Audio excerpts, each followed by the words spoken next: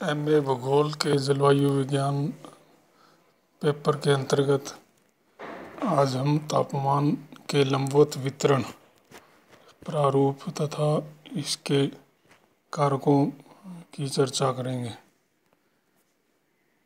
हम देखते हैं कि भूमध्य रेखा से ध्रुवों की ओर जाते हुए तापमान में औसतन कमी आती है।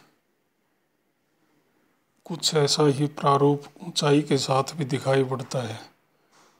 पृथ्वी के धरातल से वायुमंडल में ऊपर की ओर जाने पर तापमान में गिरावट का प्रारूप पाया जाता है। वायुमंडल में ऊंचाई के साथ तापमान में इस गिरावट के प्रारूप को हम ऊर्ध्वाधर ताप प्रवणता वर्टिकल टेम्परेचर ग्रेडियंट का नाम देते हैं।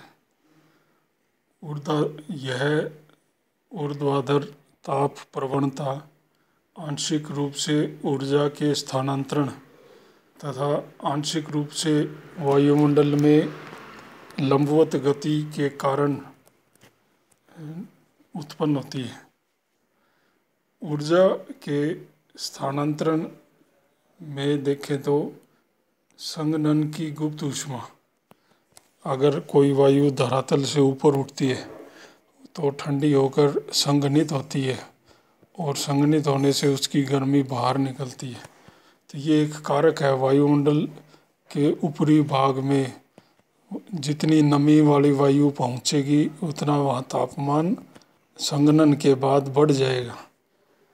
दूसरा है विकिरण की प्रक्रिया द्वारा वायु का शीतलन, कि पृथ्वी गर्म होती है दिन में और गर्म होने के बाद शाम को ठंडे होते हुए अपनी गर्मी को विकिरणों के द्वारा छोड़ती है। तो गर्म धरती के संपर्क वाली वायु गर्म होने लगती है और ठंडी धरती के संपर्क वाली वायु भी विकिरणों के कारण छोड़ी गई गर्मी के बाद ठंडे हुए धरातल के संपर्क में आने से ठंडी होने लगती है। और तीसरा है धरातल में सेंसिबल ऊष्मा का स्थानांतरण।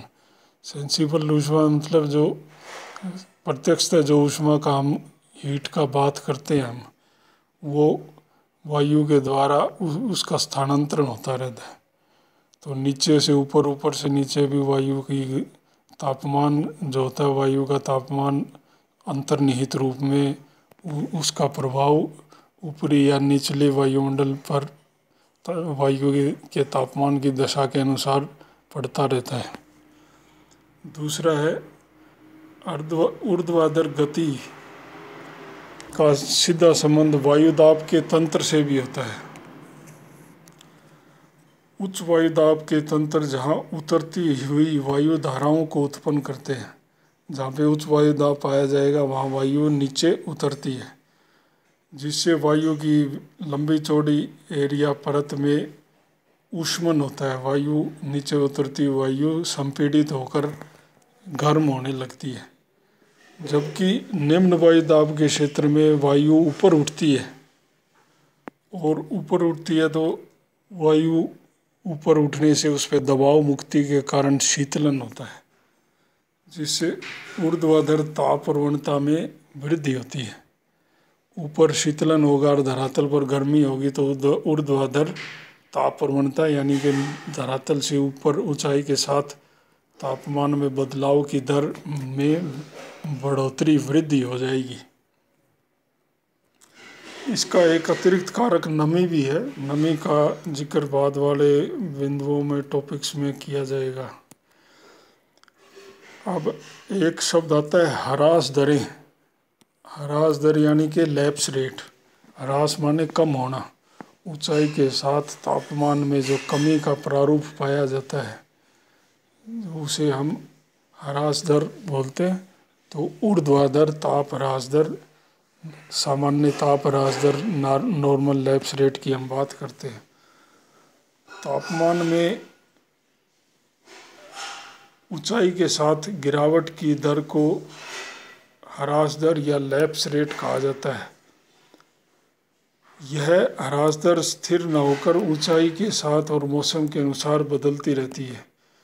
किसी स्थान व समय की ताप ह्रास दर केवल वास्तविक प्रेक्षण के आधार पर ही प्राप्त हो सकती है। किसी क्षेत्र में तापमान जो ऊंचाई के साथ बदलता है उसका स्वरूप दिन के अलग अलग समय में या मौसम के अनुसार परिवर्तनशील होता है। अगर ग्रीष्मकाल के दोपहर की बात करें तो पृथ्वी का धरातल काफ़ी ऊंचे तापमान के कारण गर्म हो जाता है और इसके संपर्क की वायु भी अत्यधिक गर्म हो चुकी होती है। जब इसी वायु के ऊपरी स्तंभ में ऊपर की ओर चलते हैं तो ऊपर की वायु अपेक्षाकृत शीतल होगी, तो धरातल जितना गर्म होगा मानो ग्रीष्मकाल में किसी दोपहर के समय में, तो वह ऊपरी वायुमंडल के हिस्से में तापमान उतना कम होता है। तो नीचे और ऊपरी वायुमंडल के तापमान में अंतर अधिक होने से ऊर्ध्वाधर ताप प्रवणता अधिक हो जाती है। शीतकाल में इसके विपरीत होगा। शीतकाल में धरातल अपने आप में काफ़ी ठंडा होता है और ऊपर की ओर जाते हुए तापमान में गिरावट बहुत अधिक नहीं आ पाती, इसलिए शीतकाल में या रात्रि के समय भी ऊर्ध्वाधर ताप ह्रास दर या ऊर्ध्वाधर ताप प्रवणता घट जाती है। वायुमंडल में ऊंचाई के साथ तापमान में गिरावट केवल क्षोभ सीमा यानी ट्रोपोपॉज के तक ही पाई जाती है, क्योंकि जहाँ संवहनीय धाराएं गर्म होकर ऊपर उठती हैं और धरातल की गर्मी को ऊपर पहुंचाती हैं, तो इसकी सीमा क्षोभ मंडल की ऊपरी भाग यानी क्षोभ सीमा तक ही होती है। तो इसलिए तापमान में गिरावट की दर क्षोभ सीमा तक ही पाई जाती है। विभिन्न स्थलों पर वास्तविक ताप ह्रास दर अलग अलग समय पर अलग अलग होती है। दिन और रात में, सुबह दोपहर रात अलग अलग समय पर उसकी मूल्य और उसका स्वरूप अलग अलग पाया जाता है।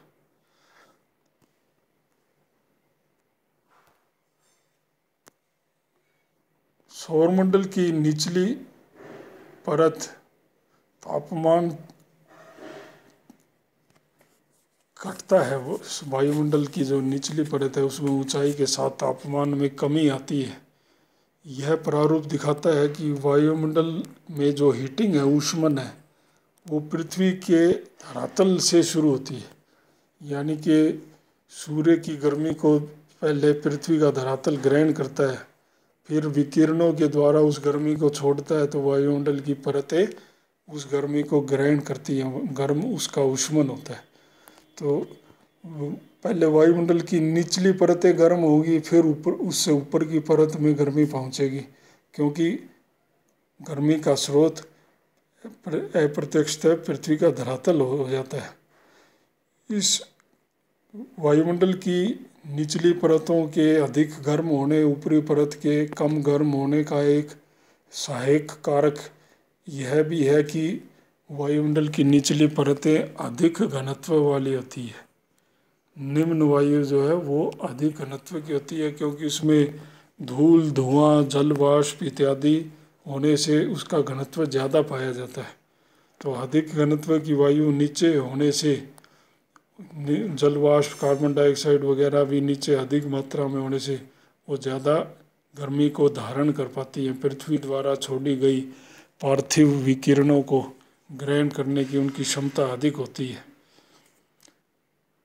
इसके विपरीत ऊपरी वायु आने वाले सूर्य से आने वाले लघु तरंग विकिरणों के प्रति पारदर्शी होती है, इसलिए भी वो ज़्यादा तापमानों को ग्रहण नहीं कर पाती, धारण नहीं कर पाती। सूर्य के सामने जो पर्वतों की ढालें पाई जाती हैं वो ज़्यादा गर्म होने के चांस होते हैं, जबकि विपरीत ढालें कम मात्रा में गर्म हो पाती हैं। ढाल के आसपास का भाग, आसपास की वायु ज़्यादा गर्म होती है, जबकि ढाल से दूर मुक्त वायुमंडल की वायु अपेक्षाकृत कम गर्म होगी। इसलिए पर्वत की ढालों पर और पर्वत की ढालों से दूर मुक्त वायुमंडल में वर्टिकल ऊर्ध्वाधर ताप ह्रास दर या ताप प्रवणता अलग अलग पाई जाती है। यदि धरातल के पास की वायु की परत शीतल धरातल के संपर्क में आने से ठंडी हो जाए तो ऊर्ध्वाधर ताप प्रवणता न्यून हो जाएगी। हमने पहले भी देखा था। महाद्वीप एवं महासागर भी तापमान के ऊर्ध्वाधर वितरण को प्रभावित करते हैं। स्थल और जल भाग भी अपने आप में कारक हैं। इसलिए ग्रीष्म काल में महाद्वीपों पर तथा शीतकाल में महासागरों पर ताप प्रवणता अधिक पाई जाती है। किसी गोलार्ध में शीतकाल है तो वहाँ का सागर का जल अपेक्षाकृत अधिक गर्म रहता है।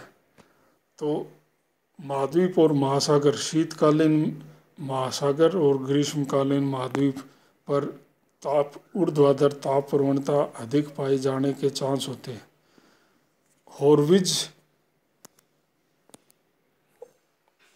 हॉर्विज एवं ऑस्टिन के अनुसार ऊर्ध्वाधर ताप प्रवणता के आधार पर सौरमंडल के दो भाग गिनाए जा सकते हैं। शुरुआत के 1.5 किलोमीटर, लगभग 1.5 किलोमीटर तक की ऊंचाई के भाग में ताप प्रवणता अत्यंत परिवर्तनशील रहती है, घंटे घंटे में बदल सकती है। जबकि इससे ऊपर वायुमंडल के हिस्से में, ऊपरी हिस्से में, इससे ज़्यादा ऊंचाई के हिस्से में ताप प्रवणता अपेक्षाकृत स्थिर बनी रहती है।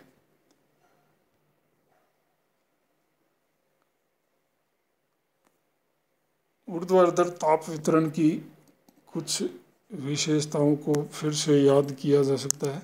एक, सामान्य ताप ह्रास दर सभी अक्षांशों पर सौरमंडल के सभी स्तरों पर एक जैसी रहती है।